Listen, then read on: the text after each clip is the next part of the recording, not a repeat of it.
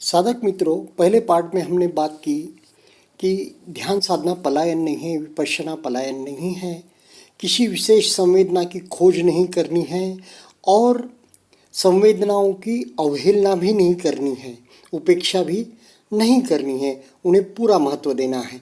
अब प्रीति और प्रशब्द की बात करेंगे।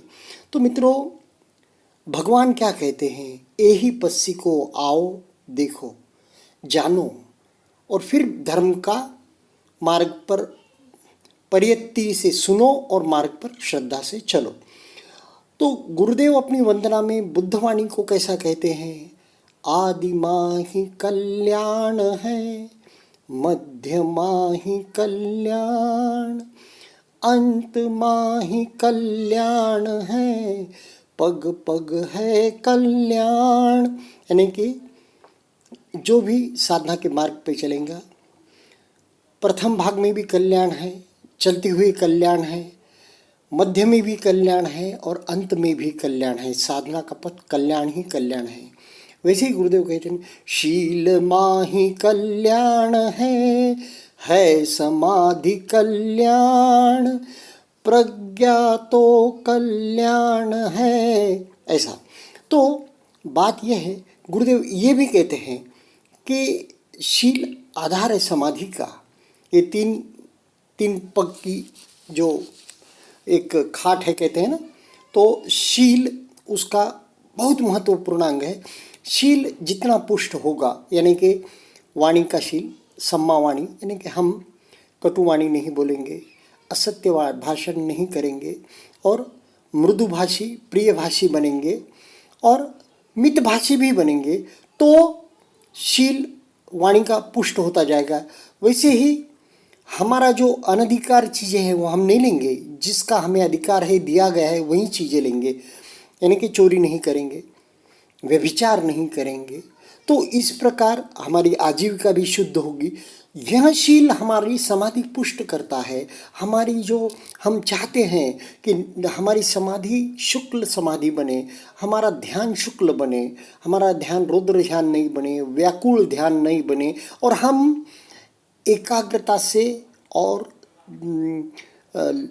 सूक्ष्म मन से हमारे सांसों को या संवेदनाओं को देख सके, धम्मानुपश्यना भी कर सके, चित्तानुपश्यना भी कर सके, वेदनानुपश्यना भी कर सके। तो बहुत महत्वपूर्ण है हमारा शील अच्छा हो।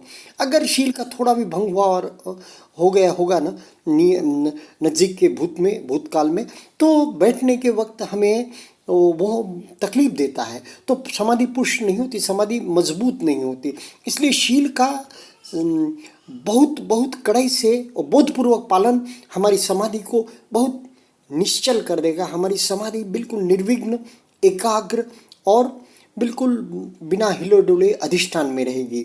अब हम गुरुदेव के महासतिपट्ठान सूत्र के प्रवचन में से प्रीति और प्रशब्द के विषय में गुरुदेव क्या कहते हैं, इसे हम जानेंगे। प्रीति ये चौथा अंग है बुद्धिंग में। प्रीति क्या कहते हैं? प्रीति प्रमोद कहते हैं ना हम। वह कब होता है? जब हमारा शील ठीक तरह से हम पालन करते हैं, जब काम करते करते हम अच्छी तरह से ध्यान करते हैं, चित्त में से बहुत से विकार निकल जाते हैं, तब भीतर ही भीतर आनंद की लहरें उठने लगती है। इसे उन दिनों की भाषा में कहते थे कि प्रीति प्रमोद जागने लगता है। दुखद वेदनाओं से छुटकारा होकर प्रीति प्रमोद का जागना बहुत काम की बात है। यह धर्म का आवश्यक अंग है, पर यदि इसके प्रति आसक्ति हो जाए तो प्रीति भी बांधने वाली हो जाती है। अतः साधक केवल इतना मात्र जाने कि इस समय प्रीति जागी हुई है या नहीं, पुलक रोमांच हो रहा है या नहीं, यानी कि इस जो हो रहा है उसके प्रति जो सुखद संवेदनाएं हैं या जो फ्लो चल रहा है या जो धारा प्रवाह चल रहा है या जो एक प्रकार से हमारी एक सुखद स्थिति बनी हुई है, उसके प्रति हम उपेक्षा भाव रखें, तटस्थता रखें, तो काम की बात है। तो ही हम मार्ग आगे अच्छी तरह से बढ़ सकते हैं। प्रशब्दि क्या है? प्रीति से ऊपर क्या होता? विकारों के निकलते निकलते पहले तो बहुत आनंद आता है और कोई कोई साधक उसमें उलझ भी जाते हैं, बीच की धर्मशाला में अटके रह जाते हैं। पर जो साधक इसके अनित्य स्वभाव की निरंतर जानकारी बनाए रखते हैं, उनके आनंद की लहरें दूर होने लगती हैं और वे प्रशब्दी की अवस्था में पहुंच जाते हैं। यहाँ प्रशब्दी इतनी गहरी होती है कि उनको एक शब्द भी शोर समान प्रतीत होता है, सांस का आना जाना भी अखरने लगता है। तो मित्रों, हमने प्रीति और प्रशब्दी के विषय में गुरुदेव के वचन सुने। तो ये प्रीति प्रमोद यानी एक प्रकार की आनंद की लहरें शरीर पर, जाने धारा प्रवाह कहें हम इसे या सुखद संवेदनाएं कहें, ये जब आने लगता है तब तटस्थता बहुत आवश्यक है।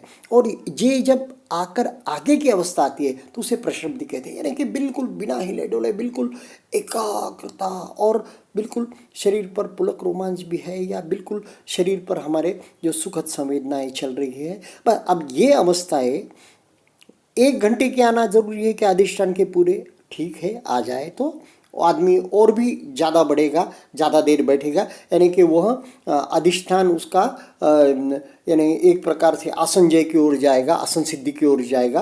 तो 3 घंटे 3.5 घंटे भी बैठ जाएगा जब ये प्रीति प्रमोद। मगर इसके प्रति आसक्ति नहीं रखना है, इसके प्रति उपेक्षा भाव, तटस्थता बहुत आवश्यक है, अनित्य बोध आवश्यक है, उदय व्यय देखना आवश्यक है। और जब ये प्रीति प्रमोद और चल रहा है, हम धम्मानुपश्यना चित्तानुपश्यना का भी ध्यान रख सकते हैं एक साथ।